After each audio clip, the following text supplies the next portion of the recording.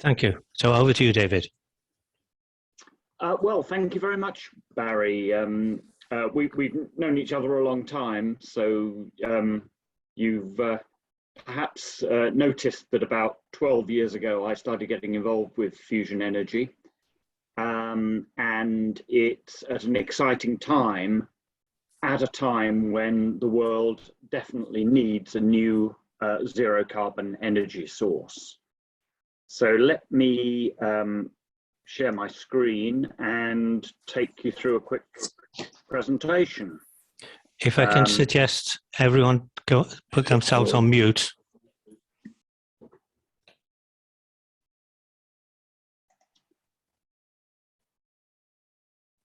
Okay, let's see if this is going to share okay. I hope everybody can see that. So this is the sun, and the sun relies on fusion energy, the fusion of hydrogen atoms to make helium and lots of energy. And in fact, all the stars in the universe use fusion as the ultimate fuel, and it's a very attractive fuel, very high energy density and so forth, but the challenge is for us to harness it on Earth and use it as a new zero carbon energy source. In a little more detail, what's happening is that two isotopes or two types of heavy hydrogen join together to form helium and a high energy neutron and create a lot of energy which can be harvested and used either for industrial processes or to produce electricity. And one of the remarkable things about fusion is there is a very high energy density in the fuel. So it's about 14 million times greater energy density than coal.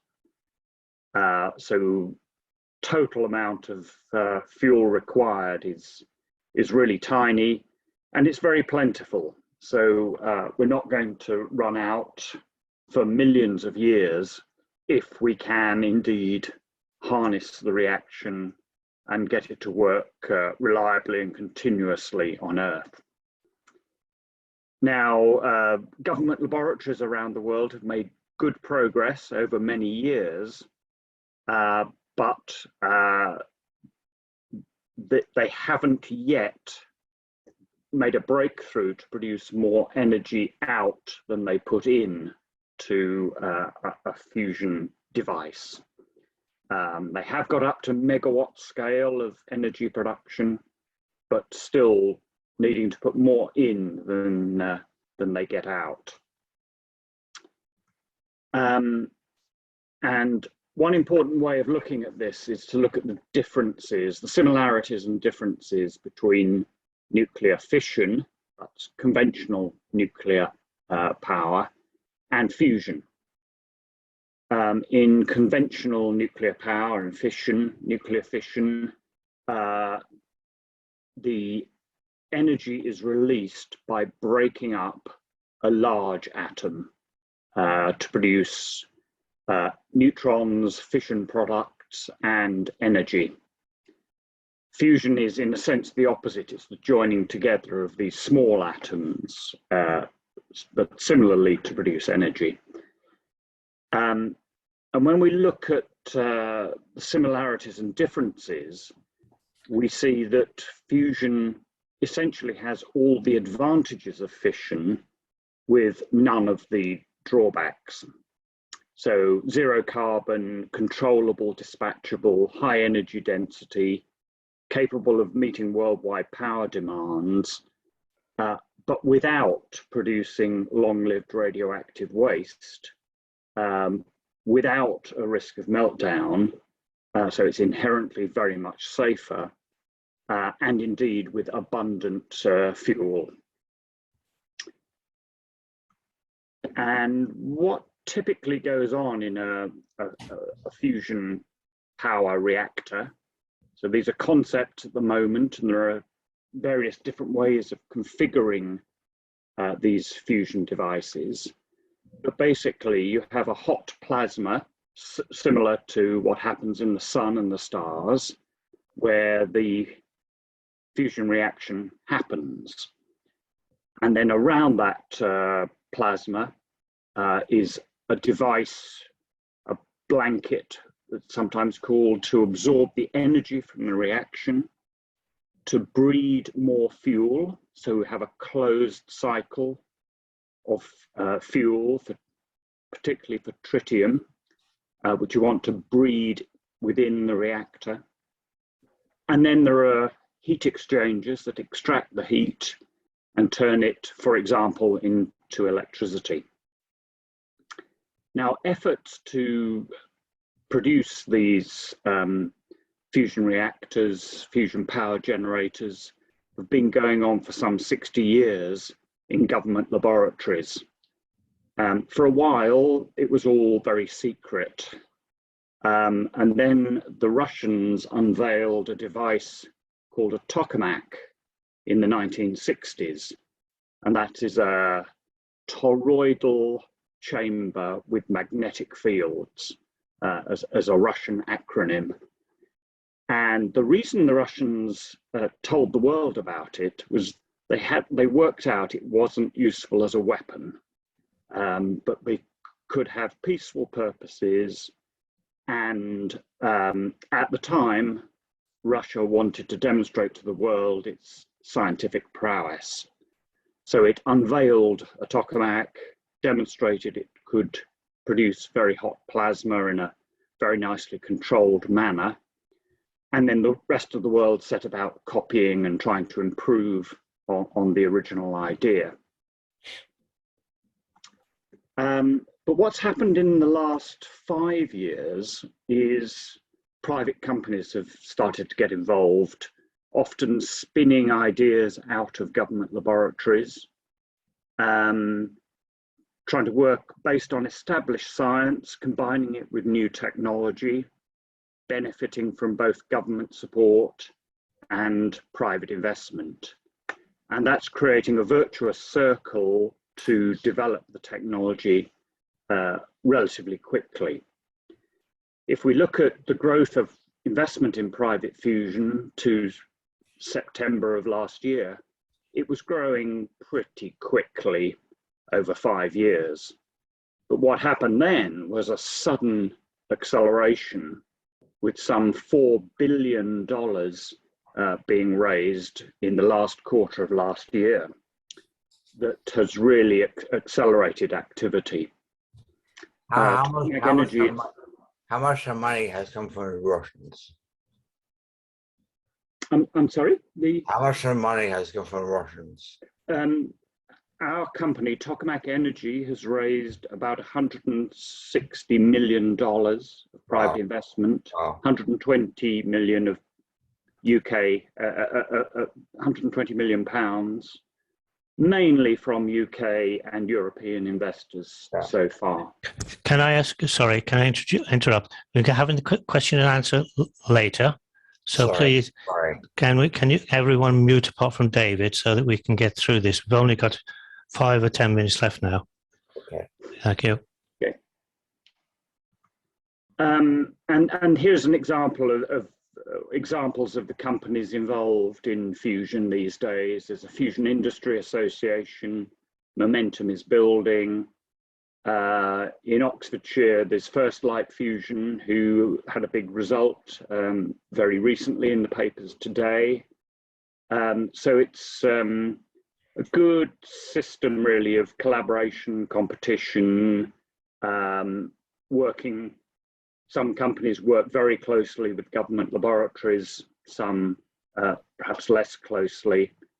Tokamak Energy is essentially a spin out from UK AEA at Kingham Laboratory, which is still an absolute world leading centre for fusion research. I was talking to Barry earlier about what creates the right environment for new businesses like Tokamak Energy to grow. And it's really an effect of a cluster of skills and suppliers and expertise and facilities in a local area that make it possible to tackle these very difficult technological challenges in companies. The investment proposition, I mean, we rely very heavily on private investment. We do get government grants and that they are very helpful, but it's primarily private investors. People like Legal and General, for example, or, well, actually hedge fund managers from the City of London who have made a lot of money and are really, the thing they like is what we're doing builds on government laboratories, but tries to go very much faster to deliver affordable fusion energy at very large scale. So our investors are driven both by these societal goals, environmental and globally deployable energy at reasonably low cost, but also they have an eye that if they are supporting the right business, then it can be financially attractive in the long term. Now, when we get to our technologies, we are combining this particular type of spherical tokamak, a highly efficient shape of device, with the latest generation of high temperature superconductors, which are a wonderful material that conduct electricity with no losses and enable us to make extremely strong magnetic fields. And we believe the combination of these two technologies will help us to develop fusion energy very rapidly, because the world needs it very rapidly. And we build real kit. This is our latest, on the left there, our latest Tokamak device that has contained plasma at 100 million degrees. And on the right, some exhibits of our high temperature superconducting magnets, which are getting very exciting because they will produce these extremely strong magnetic fields. To hold a hot plasma in place, if you can use a very strong magnetic field, it really helps to keep everything compact and efficient. And this is an example of plasma that we've produced. This is on the way to achieving 100 million degrees, a result we announced about a month ago. And basically, it's a matter of us making progress as quickly as we can. Fusion can be disruptive in the world of energy. It can disrupt energy sources that rely on hydrocarbons, and it is suitable for global deployment. It's safe enough to be deployed globally, and high enough energy density that it can be deployed rapidly. And our goal is to make it cheap enough to be acceptable globally.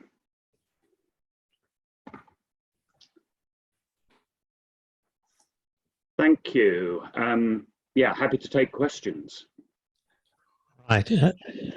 Does anyone have a question to start off with? Because I have one too. Simon? Yeah. Yes. Hey, how much the money in Tokamak is invested by the Russians? How much of the investments in Tokamak are Russian? Yes. Yeah. None of the investors. Oh, right. But some of our employees are Russian origin, but now British citizens. But nice people. Okay. There was a chap at McLaren Racing where I worked who was Russian. He was a very nice chap. Okay. Yep. Yeah, can I just have questions about fusion energy? Any other questions you want to ask? Anyone? Andrew? Andrew? Sorry, I'll come back. Andrew had his hand up. I think you had your hand up first, Tony. I missed it. Yeah, thanks very much, David. That was really, really informative, very interesting. In terms of, I mean, it's still some way away in terms of being cheap enough to produce energy from it. But I guess in terms of the whole development, there's been lots of spin-off technologies as well. And do you have any examples of particular spin-off technologies? Yes, and if I look at our high temperature superconducting magnets, one of those has just been tested with help from UK Space Agency for spaceflight. And the idea is the magnet is used to control a propulsion system on a satellite that's designed to clean up debris in satellite orbits. And we can use the magnet with a thing called a plasma thruster that is used for positioning satellites to maneuver a system that will catch debris that would otherwise crash into other satellites. There's another application with particle accelerators. So we've licensed our technology to the Swiss Light Source, which is doing important research at the Paul Scherrer Institute in Switzerland. I think we're getting close to the idea that Star Trek might actually be something that could happen with your fusion-powered engines. Tony, you had a question. David, I do apologize. Yes. So I'm not technical. I'm just an interested, party. In terms of capture and storage, if you might want to call it that, harnessing this power, it sounds like you're going to use turbines again, the Victorian technology. I wondered if anyone's come up with something in the past 130 or 170 years that might be a better option. Yes, I mean, the diagram showed steam turbines. It's possible to use a different fluid, supercritical CO2, with turbines to put CO2 to some useful purpose. And that does improve efficiency slightly. Another option for fusion energy is to produce heat for industrial processes and use that heat to enable production of hydrogen from water. So then you'd have hydrogen fuel in a zero carbon manner that could be stored or transported. Can I ask questions, Chair? The scale of your potential fusion reactors. I've been reading about these small modular reactors from Rolls-Royce that Kuwait have just put money into, where you'd have a small nuclear reactor, a fission reactor, maybe supplying Oxford or maybe supplying Oxfordshire. The thought scares the bejesus out of me, the idea that there are small nuclear reactors going to be set up all around the country, all around the world. Security, waste, long-term pollution issues that are never going to be dealt with are going to be left for our great children to still be paying for. What scale do you envisage the fusion reactors going? We're aiming for about 500 megawatts of electricity, which would be enough to power Oxfordshire, essentially, and it would be safe enough to locate in the county, close to a city. So similar scale to small modular reactor. And with a time scale, you mentioned 2050. When do you hope You've been convincing people to invest in you. What do you think they're expecting?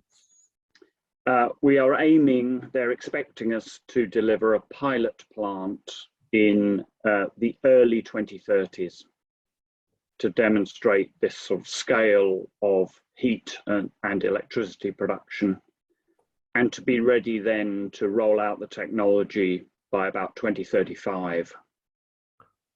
So that it can scale up significantly by 2050. So it doesn't solve today's problem, but I don't think we're going to do enough to solve today's problem. And in 10 years' time, we're going to be in even greater need of new sources of zero carbon energy. Yes, definitely. Any other questions? Yeah. Simon? Yeah. What waste is there? What are the risks? What waste? Waste. Sorry, Yeah. what? So there's no long-lived radioactive waste. No. So we eliminate that sort of horror of burying things for hundreds of thousands of years into the future. But there is industrial wastes, some activated material that does have to be dealt with, but it rapidly becomes safer. I think the basic difference is that with fission reactors, you're taking a very large molecule, which you're breaking down. Large molecules tend to be much more toxic, much more long-lasting, and much more unstable. The small molecules, by their nature, are stable, and actually breaking them up, that's why it releases so much energy. And the waste you get is smaller and therefore will probably break down quicker. I'm conscious that we are 5 minutes away from when we start our business meeting. Any more questions for David? Yeah, I think Celia has a question. Sorry, Celia. Yes.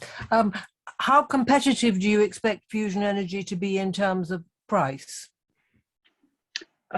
We are aiming for it to be essentially cheap enough that it can be deployed globally.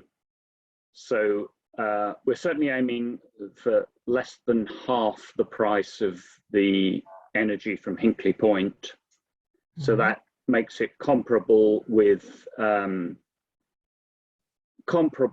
wind and solar today.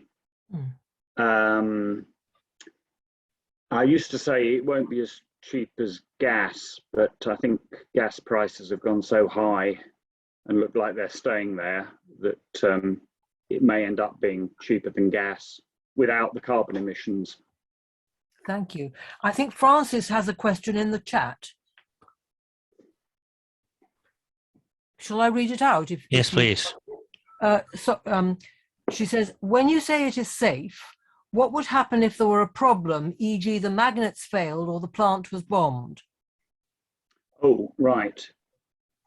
If the magnets fail, it's a fail-safe system that the plasma would essentially extinguish in a safe manner. The UK government has published a very good study of even the most severe risk scenarios that could happen with a fusion reactor. For example, an aircraft crashing into it. And the answer is the aircraft crash is a much more dangerous thing than anything that happens to the fusion plant. Thank you. I see Andrew still has his hand up. Have you another question, Andrew? Yeah, just a quick one. I mean, on the cost, in terms of bringing down the cost to make it competitive, to make it viable, is it the manufacturer of the magnets? What are the main sort of challenges to bring down the costs? Yes, the manufacture of the high temperature superconductor itself, and then of the magnets that are assembled from that material, and then making sure we can use balance of plant systems that are already quite cost effective. For example, the sorts of turbines that are used on gas-fired power stations. And then site costs need to be addressed as well. And our thinking there is this is an ideal technology to be retrofitted on existing coal or gas-fired power plant sites. So you don't have to build everything, just the steam generator. Yeah, and we're really aiming for modular production of the fusion part of the device. Well, Thank you. I'm going to, unless anyone has another question, I'm going to draw this to an end. We have a meeting, a business meeting, talking about the Green Party in a minute's time. If anyone wants to, if David wants, you could, as your host, you could stay on a little bit longer if you wanted to with the people that are not leaving. But I want to take this opportunity to thank you, David. Gives me a much better idea of what you're thinking about and where it fits within the sort of energy horizons that we've got to face up to. If you're thinking now that you should be able to produce energy at the same sort of price as wind and solar, with in other words, a fraction of the price of what nuclear is going to cost, without any of the risks, it should be something which we should all be applauding and hoping that you get to there by 2035. Sounds a long way to me, but it's much closer than if you start building a nuclear reactor now. When would it be built? You're a physicist. How long would it take to build a nuclear reactor from scratch? 6 or 7 years plus quite a few years of preparation to get regulatory approval. So 10 to 15 years. Yeah. So around about the same time. So I hope that to see your reactors in operation. I'm looking forward to it. That's the goal. Can we show thanks to David in the usual way? Thank you. Thank you. Thank you. Thank you very much for your questions. Yeah. Thank you. Good. Yeah. I'll log off now then for everyone. You'll need to close down, David. You're the host. Okay. Yep. Thanks, Barry. Thank you. Speak to you more.